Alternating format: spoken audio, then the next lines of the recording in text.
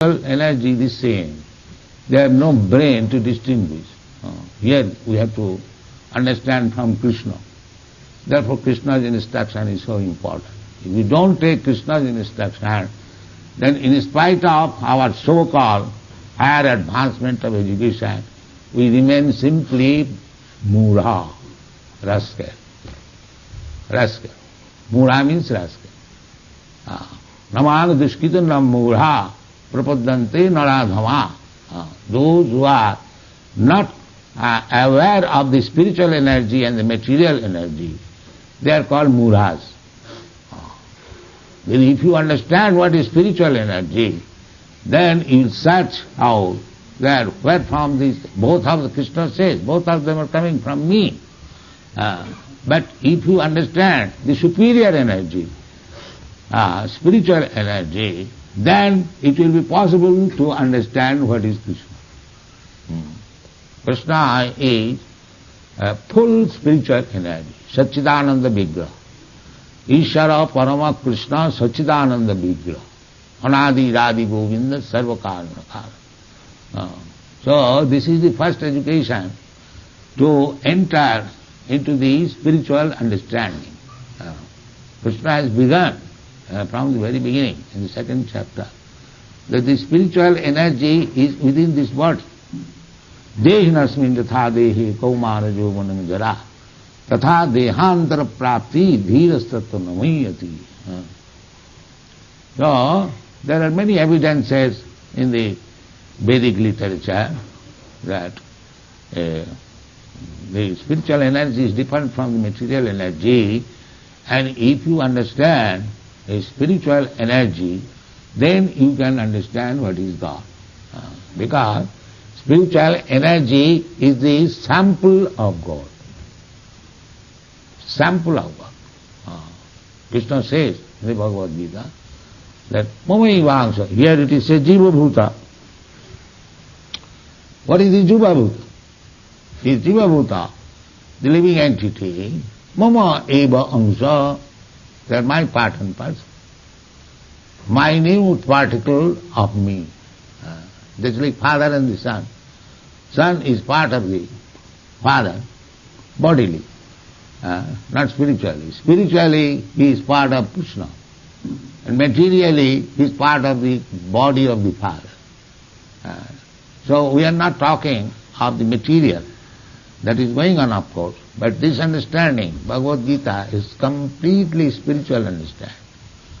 So this Jiva Bhuta, that is controlling the material nature. And if you ask, what is this material, spiritual energy, a living entity that is already explained, still further, it is said in the 15th chapter that these spiritual energies, these Jiva Bhuta, Mamaivangsa Jiva Bhuta.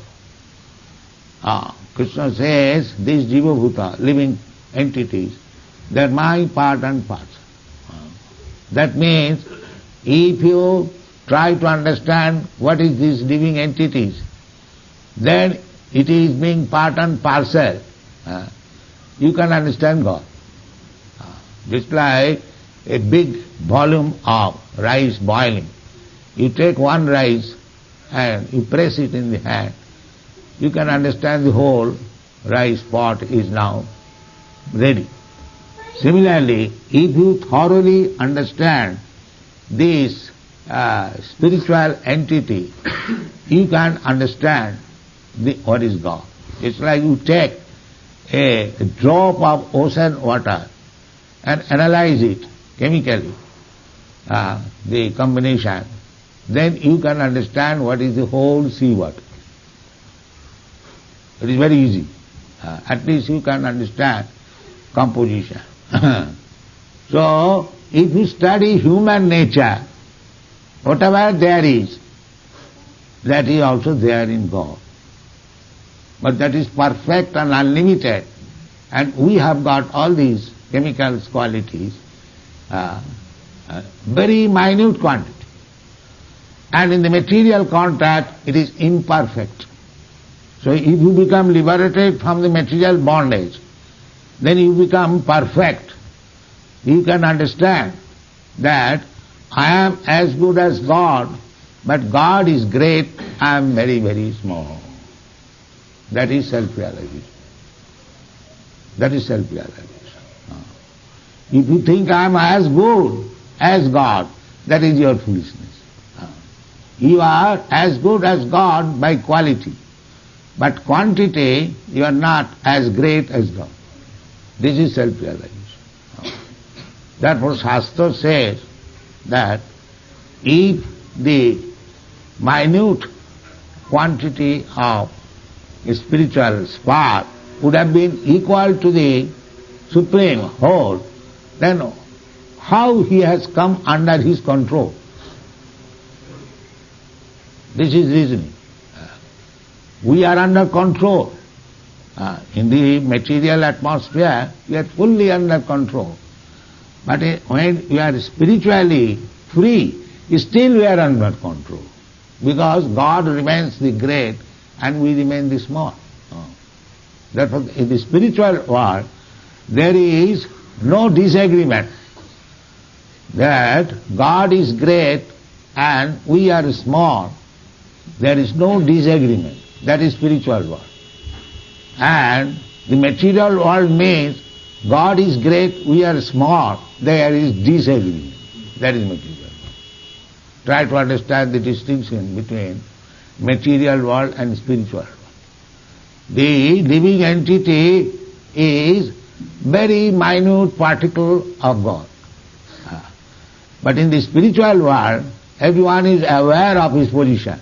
The living entities, they know what is my position. I am a small particle of God. Therefore there is no disagreement. Everything is going on nicely. Here, in this material world, he is actually the small particle of God, but there is disagreement. He is falsely thinking that I am as good as God. This is material life. And liberation means when we are free from this wrong conception of life, that is liberation. Liberation means, therefore, all the bhaktas who have basically accepted that God is great, I am small, very small particle. Therefore, as the small serves the great, my real duty is to serve God. This is liberation. This is liberation. Therefore, every bhakta who has taken to this principle that God is great, I am very small, I have to render service to the great. That is nature. Everyone is going to the office, to the factory, to the work. What is this? But going to serve the greater. Otherwise he might stay at home. Why he is going to the factory, to the office? This is the nature. That small serves the great. The God is the greatest. Anoraniyang mahato mahiyang.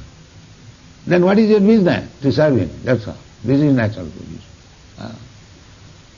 He in the material world, he is going to serve somebody from somebody else for his bread. Still he is thinking, I am God. Just see what kind of God he is. This rascal is thinking that he is God.